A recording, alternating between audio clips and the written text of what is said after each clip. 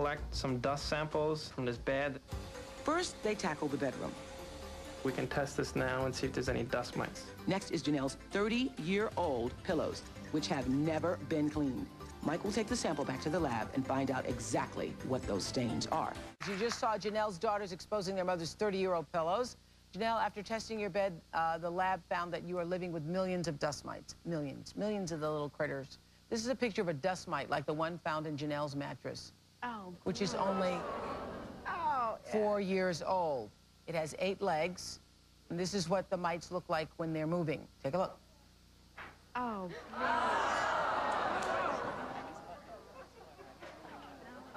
yeah. Oh, gross. There you go.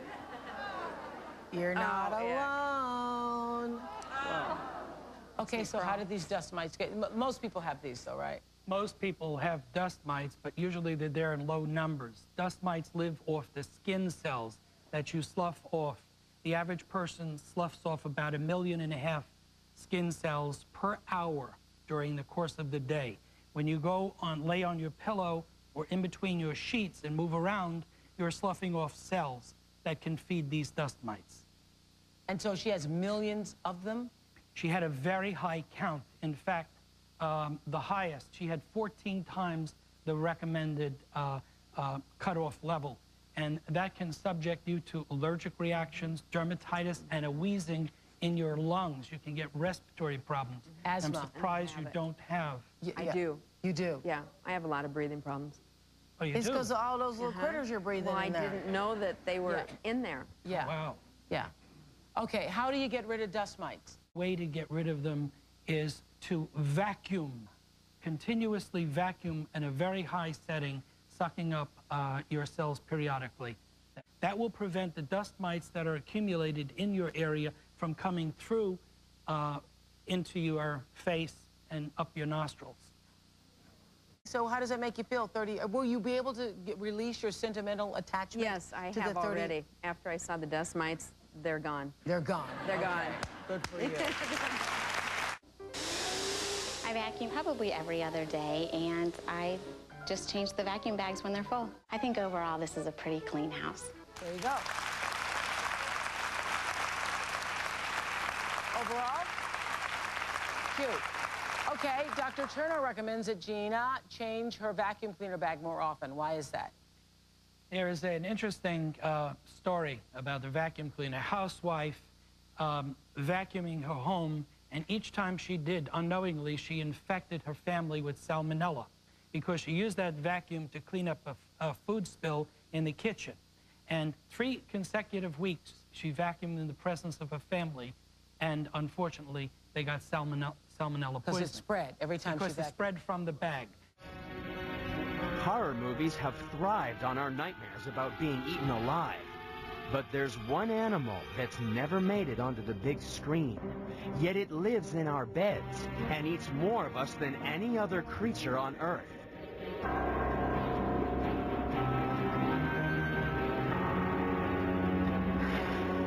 Say hello to the dust mite.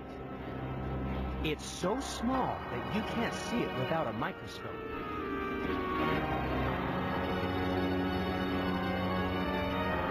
It's lucky the mites are so tiny, since we spend 1/3 of our lives in bed. That means we spend 1/3 of our lives next to 2 million dust mites that can live in our mattresses. These 8-legged scavengers are number 6 in the countdown, because every night they feast on our bodies.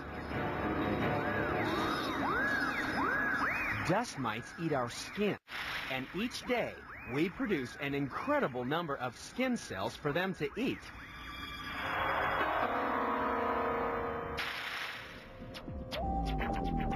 In the next 5 seconds, you will lose more than 4,000 skin cells. It's perfectly natural. It's part of your body's defense system for you to shed more than 1 million dead skin cells every hour. But it means that in just one day, the amount of skin shed by the world's human population would fill a 4-story house. 80% of the dust you see floating in a sunbeam is actually flakes of dead skin. And this is food for the dust mites that live in your bed. Just like any animal, what goes in must come out. And what comes out of a dust mite is a pellet of digested skin. Each day, about 20 of these tiny pellets join the piles of dust mite carcasses and cast off skins that accumulate in your bed. So tonight, when you go to bed, take another look at your pillow. If it's more than a couple of years old, about 10% of its weight will be from dust mites and their droppings.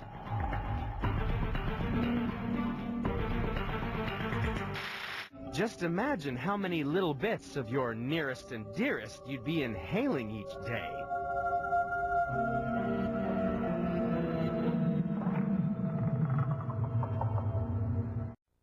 Do you think you're alone? Well, you may think you are, but in fact, you're surrounded by an invisible universe of millions of germs that turn nearly every room in your house into a virtual petri dish. I'm a neat freak. We tend to be a little cleaner, I think, than average. Oh, but there's more to Mike and Cindy's dwelling than meets the eye. If you could examine it under a microscope, you would find the place is literally crawling with all sorts of germs, some potentially harmful. At least that's the way this man sees their house, and he knows all about germs. Dr. Philip Tierno is head of the microbiology department at New York University Hospital. His book, The Secret Life of Germs. There have been at least 11 outbreaks of the Norwalk virus. Tierno says germs can be terrifying. After all, they're behind major outbreaks that can sicken and kill thousands every year.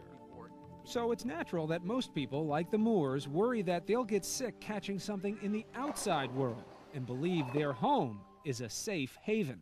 But they are wrong, says Tierno. 50 to 80% of foodborne illnesses are contracted by items that are handled in the home. 60% to 65% of all colds are contracted in the home. In the home? In the home. We wanted to put Tierno's theories about germs in the house to the test, and so did the Moores. So we set up a sort of primetime germ challenge. We installed cameras to judge the Moores' daily relationship with germs, to test cleaning and hygiene. Morning, Doctor.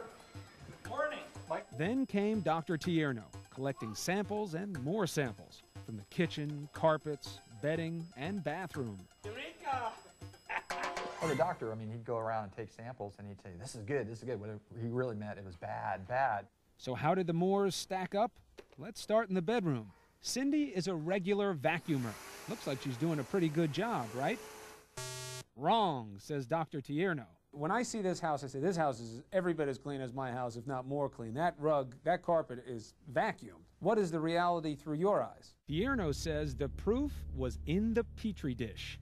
What I found is in the carpeting, very large quantities of fungal spores and extraordinary large numbers of debris and cellular matter, skin cells and hairs. All of which can contribute to allergies and asthma. And considering the state of the bedroom carpet, the doctor was pretty sure he'd find a veritable party between the sheets, a dust mite party. In 5 to 10 years, 10% of the weight of the pillow can be dust mite debris. Now, what grade would you give the Moore family in terms of the condition of their house? I would give them a C. I've seen a lot of Fs, but I'd give them a C. That's all they get is a C? That house looks pretty And that's clean. generous. Is it being generous, or are you expecting too much? No, I'm not expecting too much. The only thing I'm expecting is the hope that people cut down on unnecessary illness. He gave you a C. You surprised to hear that? Yeah. Number 3.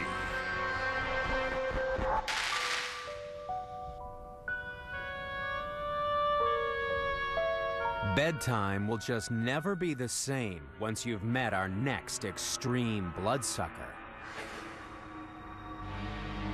Crawling in to number 3 in the countdown is the bedbug. It can wait patiently in cracks and crevices for as long as 18 months until it's lured out by the irresistible smell of carbon dioxide on your breath.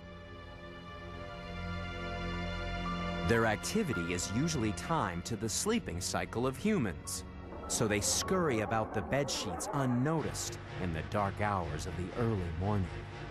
An unfed bedbug is wafer thin, but once it's thrust its sharp proboscis into the skin, it takes little more than 5 minutes for the bloodsucker to become enormously engorged. So when you go to bed tonight, sleep tight and don't let the bedbugs bite.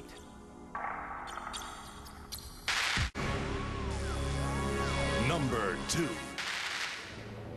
Does your home have an uninvited guest? Look closely down in the carpet fibers, and you may find the larvae of our next contender. They won't suck your blood. They're perfectly happy feeding on lint, dead skin cells, and the dry droppings left behind by mom and dad.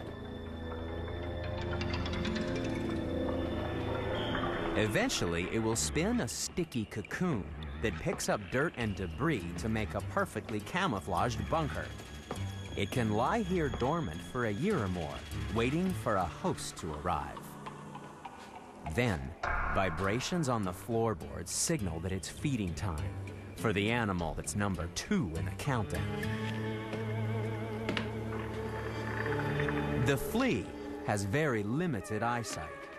Instead, sense organs on its antenna detect movement and increased concentrations of carbon dioxide that signal that a host is nearby. Then, it's time to show why, relative to their body length, fleas are the best jumpers on the planet. A flea can jump 150 times its body length. That's like a human leaping over 700 feet. But the flea is number 2 in the countdown because its blood-sucking abilities are just as impressive. Its mouth is made up of 2 scalpel-like blades with 4 rows of teeth that stab the skin to release the flow of blood. And the flea keeps on biting long after its hunger is satisfied. It uses the excess blood to make tasty droppings for its larvae to live on in the carpet. And since the flea is feeding for its family, it can end up drinking 15 times its own weight in blood. No wonder we've looked for ways of getting the bloodthirsty flea out of our houses. And our best weapon is the vacuum cleaner.